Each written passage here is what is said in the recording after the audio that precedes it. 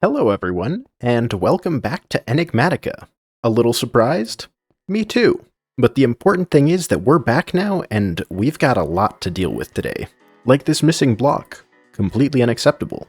Today, we're dealing with nuclear power, we're dealing with weapons, we're dealing with space, sounding a lot like the Cold War here. Luckily, today's goal is not thermonuclear annihilation, but instead Anglicite, which is marginally better.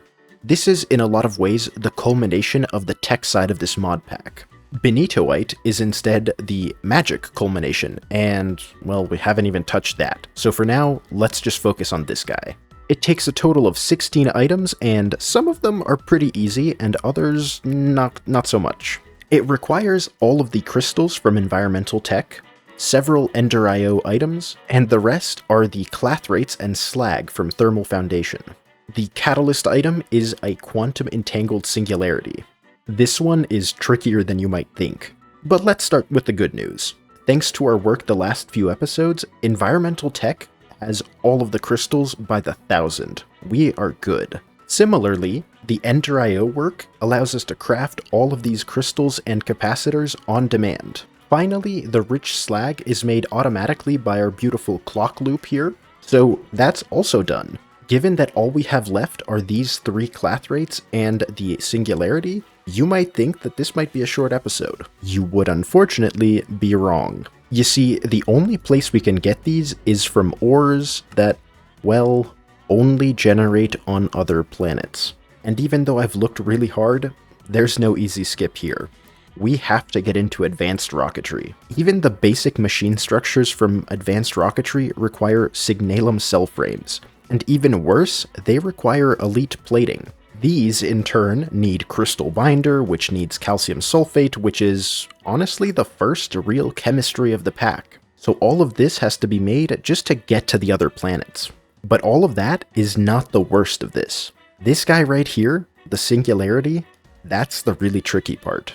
Singularities are made in a matter condenser. That's easy, but the matter condenser has to be made, well, A, in a quantum compressor, which is all of this. We can do that. But it requires an elite compressing factory, and this guy right here requires 2 plutonium ingots. Now, some of this might have been changed in pack updates, but I don't like updating a pack mid-series, so I'm just sticking with what I've got. And what I've got is this ugly thing. Cyanite from extreme reactors, and then tiny piles of plutonium, which is from the Industrial Craft 2 nuclear reactors. Sounds like we've got our work cut out for us. Let's go. What we'll be starting with is the machine structure to get into Advanced Rocketry and get to other planets and get the clathrate, yada yada yada. So I'm down here in my mechanism and now nuclear craft room, and we're going to be going through all of these guys right here in order to make it. We'll need a bunch of machine chassis, miscellaneous crafting parts, and eventually a melter, an electrolyzer, a fluid enricher, a crystallizer. That got us a bunch of achievements. And finally, a lot of chemical reactors. Now, let's see if I can figure out a good way to set this up. So after a little tinkering, this is what I've come up with. Not the most elegant, but it does the job. To start, we have an electrolyzer which takes the water and gives us oxygen, as well as other byproducts which we just void. Then we give sulfur to the melter here, and both of these products get put into this chemical reactor to give us sulfur dioxide. This is immediately passed on into another chemical reactor with more oxygen, and this guy here makes sulfur trioxide. Onto our third chemical reactor, water and the trioxide give us sulfuric acid, while this fluid enricher here is given crushed fluorite to give us fluorite water. Inside this chemical reactor over here, the fluorite water and sulfuric acid give us hydrofluoric acid, which we don't really care about, and calcium sulfate, which we definitely care about. The last step is to add a crystallizer, and watch as our calcium sulfate gets turned into calcium sulfate dust. Exactly what we've been looking for. With all that done, we should be able to request as many elite plates as we want. And with all of that out of the way, we can now request our machine structures and get started into Advanced Rocketry. Now, while I've typically put all of the tech side of the pack in this mountain, the truth is that I'm kind of running out of space here. And I mean that pretty literally, because the walls are literally jutting out of the mountainside. If we want to make a big rocket silo, we're gonna need a new location. Luckily, this starting hill over here might just be the perfect spot.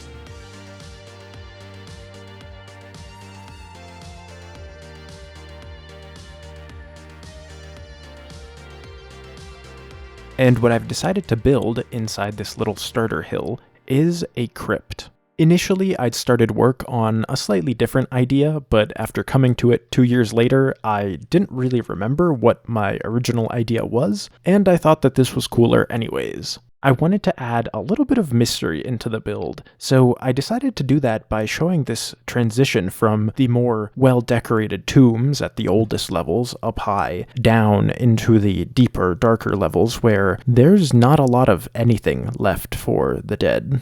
I just thought it would be a nice little story element to all of this. So hopefully that made sense, and now we have an area where we can start building all of our machines. And after a little bit of microcrafting, we should have our crystallizer, our cutting machine, and our precision assembler, and a railgun, I guess.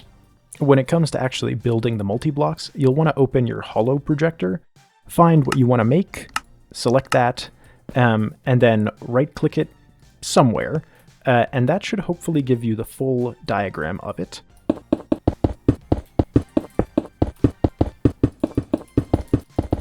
And after making things much harder than they needed to be, bam, we have our precision assembler. It does look pretty cool, I have to say.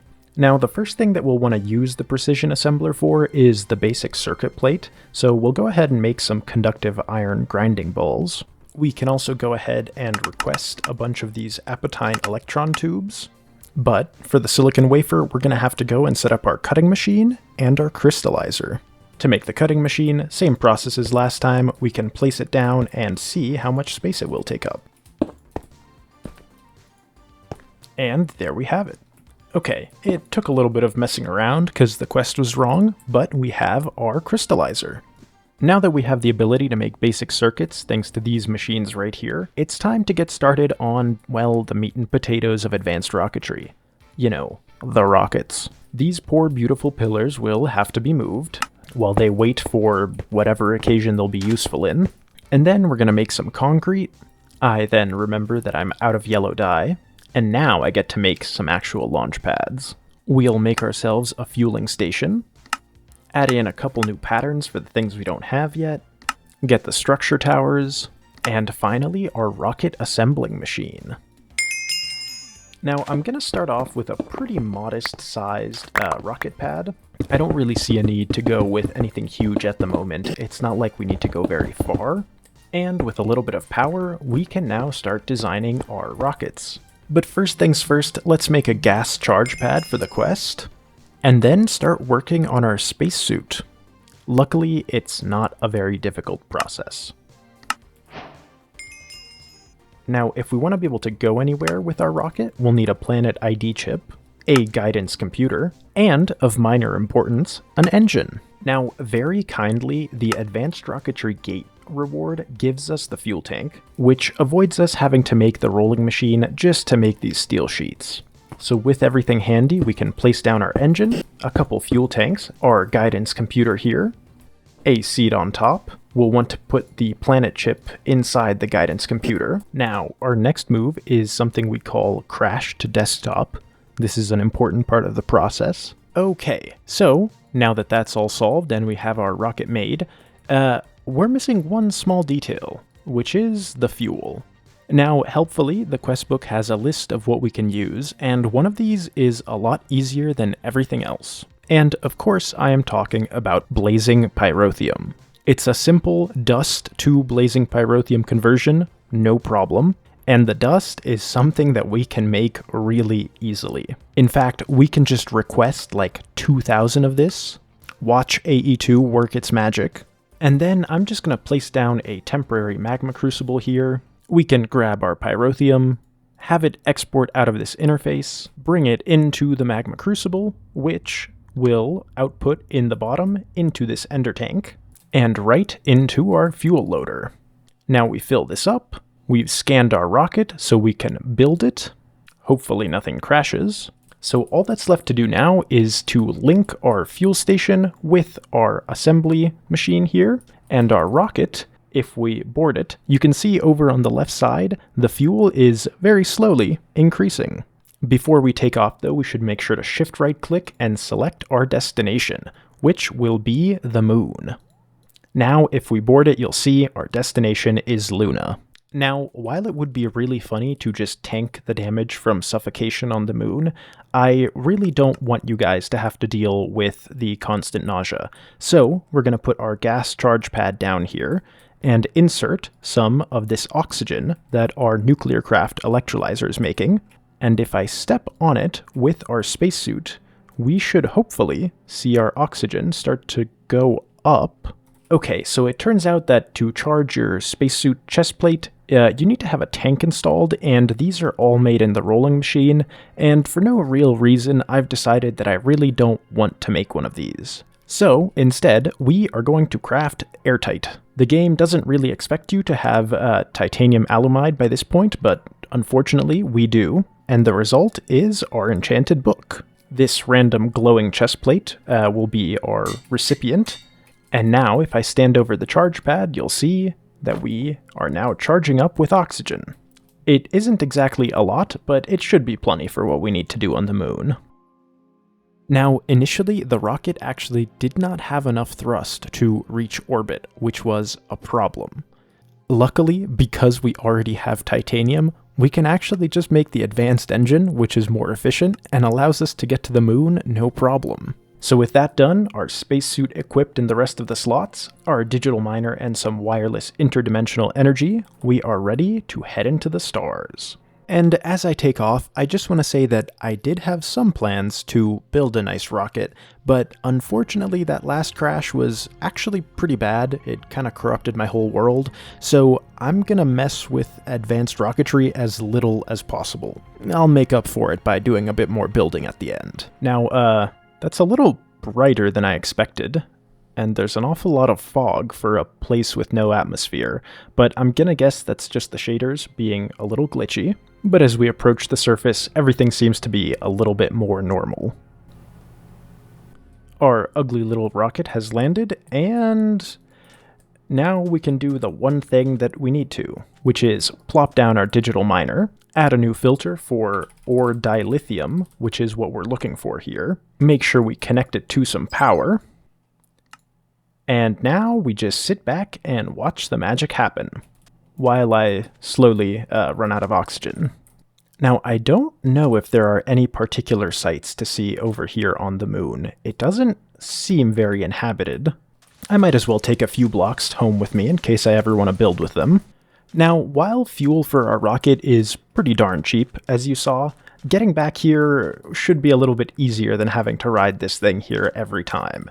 So I'm just going to use our handy-dandy tools with their brown magic feature, and set a new teleport point. So now, whenever I want to teleport somewhere, bam, our trusty little Matic will take us right back here, should we ever run out of dilithium, which, I'll be honest, isn't seeming too likely.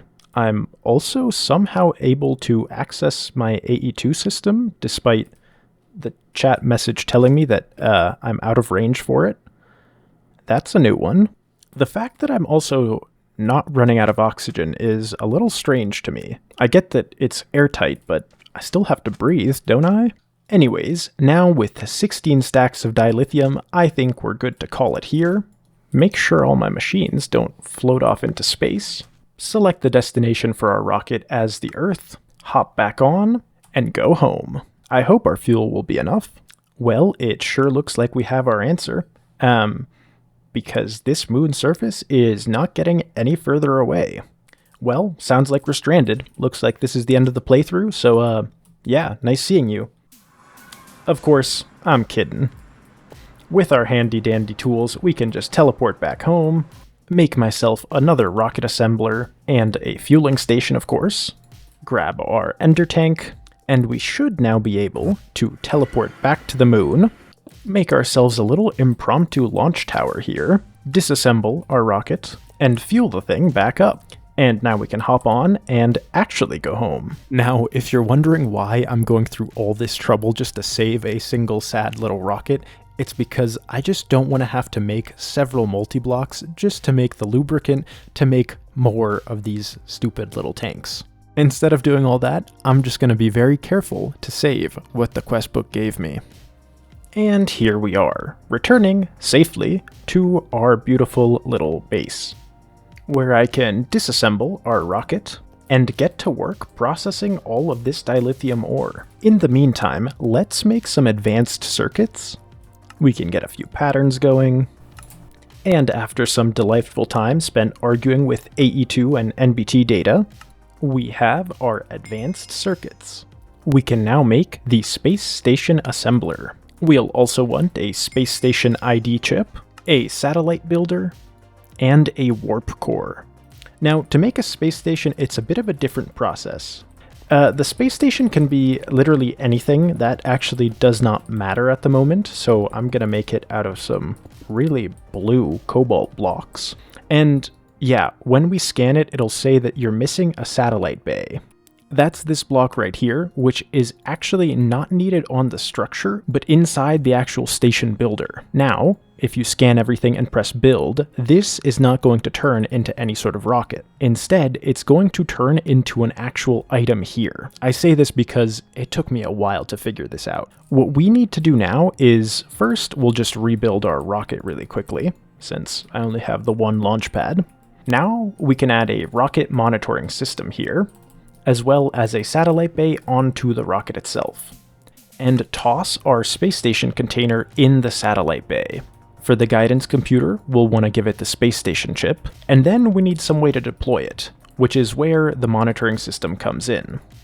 The rocket monitoring station actually links directly with the rocket, and now if we right-click it, we can see that it's full of fuel. The destination should be specified by this chip, I hope. And now, we should be able to launch the mission. Although, since I don't have the ability to make more fuel tanks, I'm just going to ride this rocket and hope it takes me and makes the space station at the same time. We'll see if that works out for me. And it seems to have worked, because we can see our rocket now descending towards our beautiful space station. Before I do any actual building here, I want to make sure that it will persist across various travels that I make with it, so let's focus on that first. So now that we have a space station, you might be wondering, why? And that's a pretty good question. You see, rockets alone are not enough to reach some of the more exotic destinations. Destabilized clathrate, for example, only spawns on Europa at the closest, to say nothing of all these other planets. So instead, we're going to build a warp core to move our entire space station in orbit of those planets, and then from there, we hop down with our rocket, mine the ore, and come back. With our warp core assembled, we get this fancy looking multi-block, and to get any sort of useful information out of it, we'll need a warp controller. First destination will be Mars for this resonant clathrate ore. We'll open the screen here, select Mars. The multi-block here uses dilithium crystals as the fuel. Luckily we have tons of it, and once we warp, we are now in orbit, although it doesn't look any different. While we're here, I've gone ahead and brought over a fueling station, and our fuel tank, of course. So, if we link it to the rocket again, we should start to see our fuel increase, and our destination is Mars. With our digital miner handy, we are ready to go and get some of these ores at last.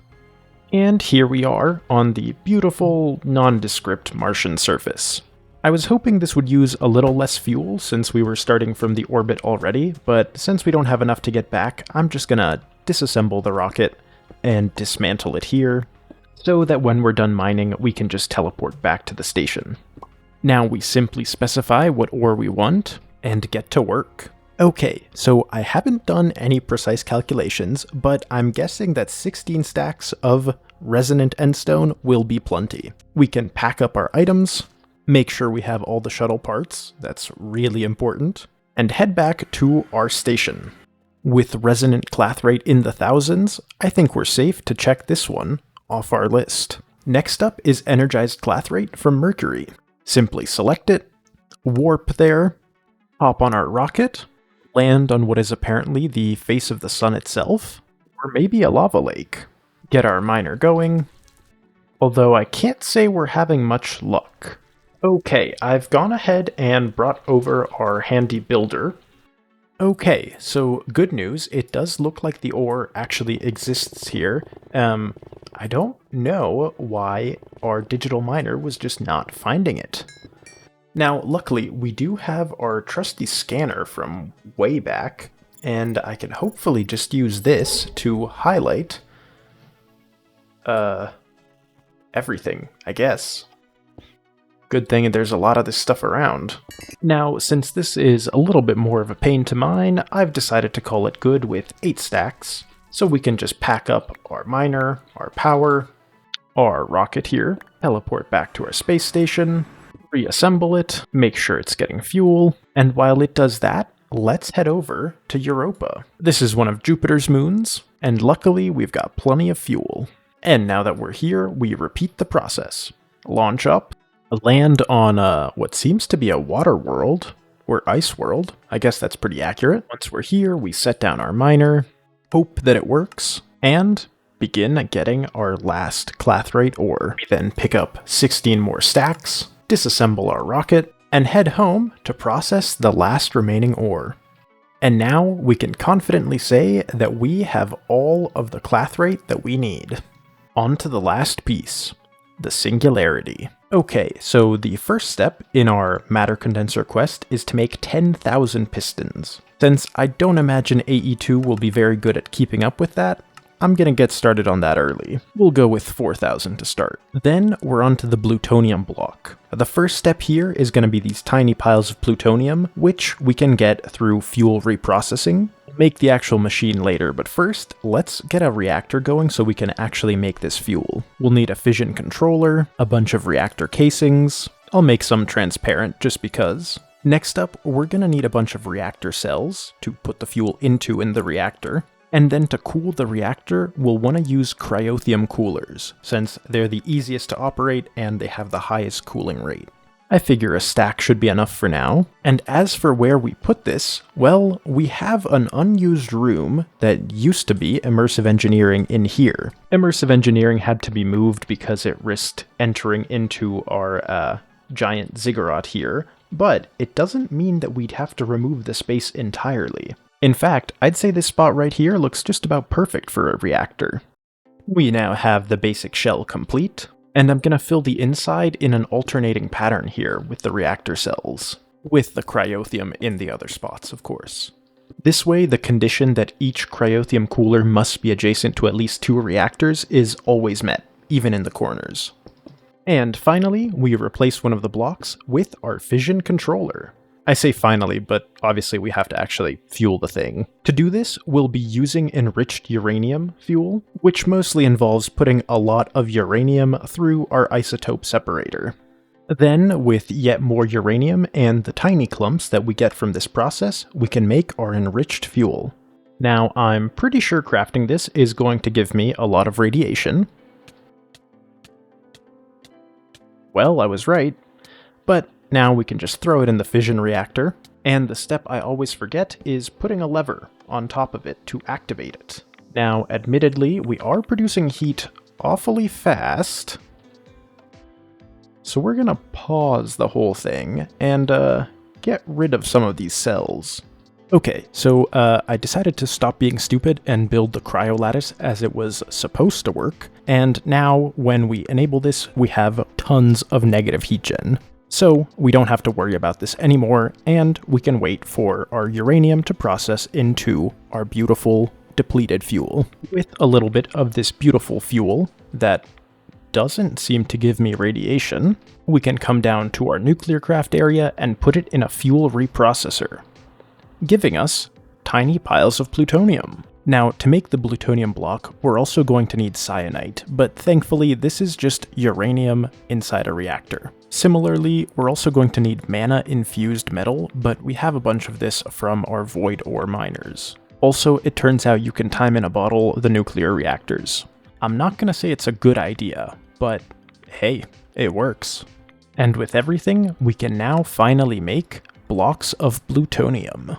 This allows us to craft our elite tier installer, which we can apply to a compressor. And now we can make our quantum compressor. I guess that's not a quest. We will need a second elite tier installer, and we will of course have to hook this up to some power. But now, once we request the final 2000 pistons, we should be able to just shift click them in here, I think. Okay, so I guess it was being a little glitchy, but we seem to have it working now. It's accepted 1 of 10,000 pistons. It doesn't seem to care much for the export bus pushing into this. And after a lot of shift clicking, we have done it. 10,000 pistons are in here, and it will slowly, I hope, make our matter condenser. Of course, to make singularities, it takes a lot of items. Luckily, with the help of a few very basic mystical agriculture items, we can make ourselves a water source, and then a sink. And we should now be able to just put it down, have an infinite amount of water at our disposal, and then with a fluid laser relay, simply connect this up, and... okay, after remembering how to set these up, we should now... oh my god. Well, that's that sorted. After grinding up a few pearls for ender dust, and grabbing a piece of TNT, we should now be about ready to detonate everything and hopefully get a lot of these quantum entangled singularities.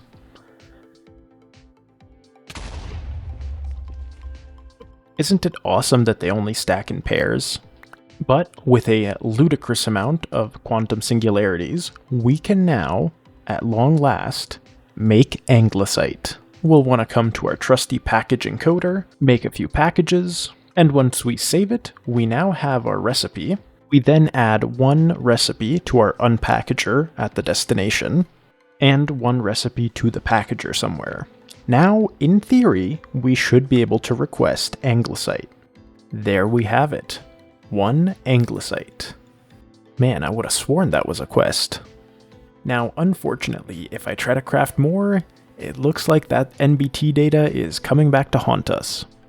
But for now, I think we can be happy to have achieved this actually pretty crazy milestone.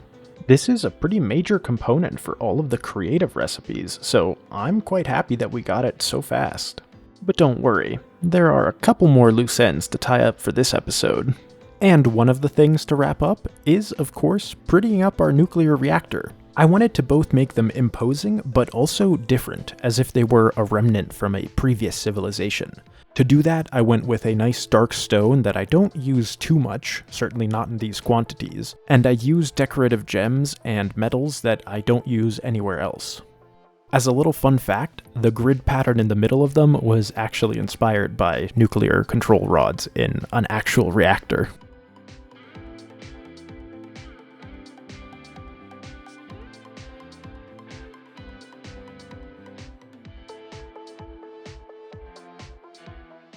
And now, finally, since it looks like I won't be making any complicated rockets after all, now that we have our space station, I instead decided to build a nice little cap to our crypt.